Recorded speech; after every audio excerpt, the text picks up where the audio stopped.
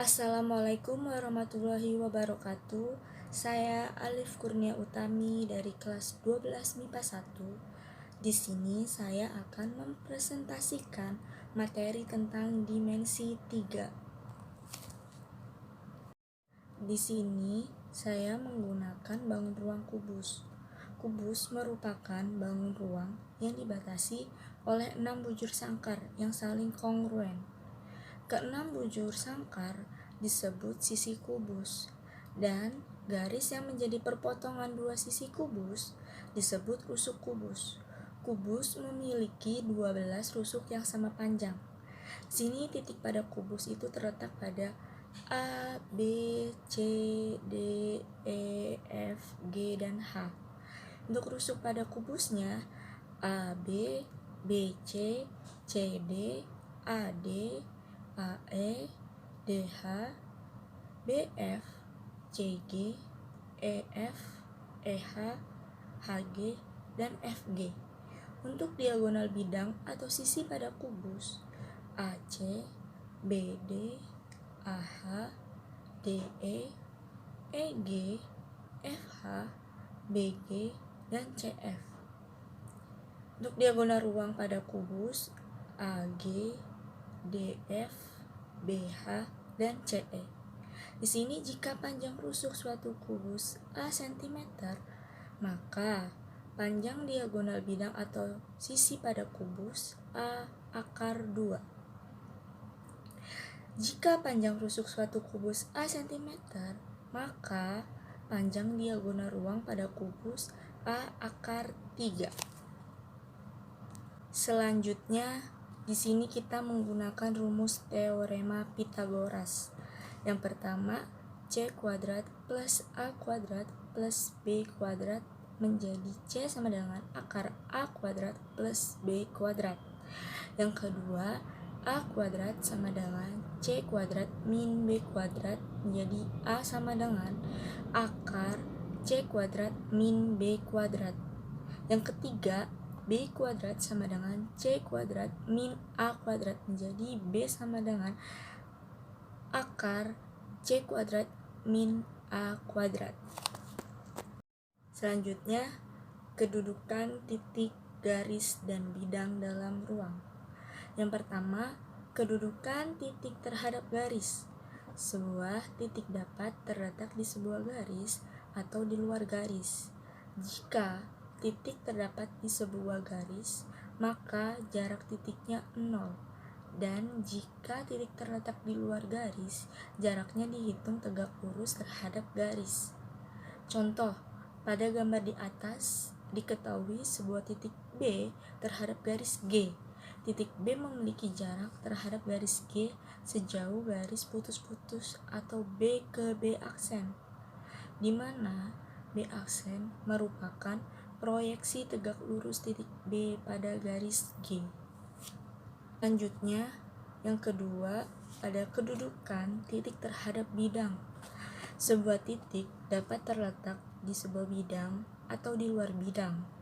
Jika titik terdapat di sebuah bidang, maka jarak titiknya 0.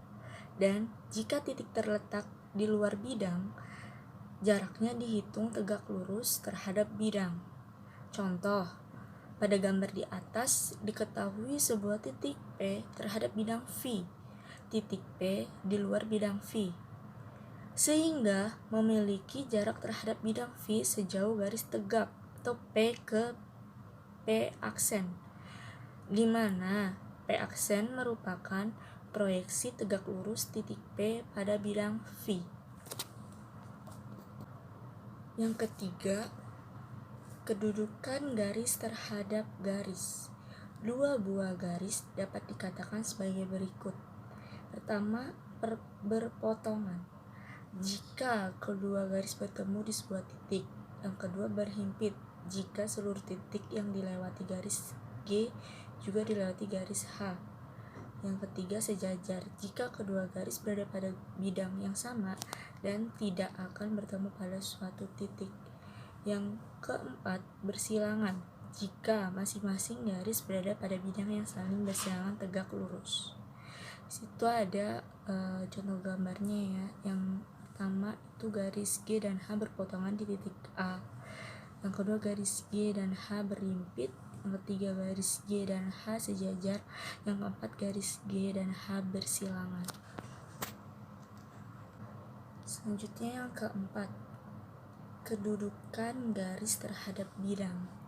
Pertama, terletak pada bidang jika seluruh garis berada pada bidang sehingga seluruh titik pada garis saling berhimpit dengan titik-titik pada bidang. Tidak ada jarak antara garis dan bidang. Yang kedua, sejajar bidang. Jika seluruh titik pada garis memiliki jarak yang sama terhadap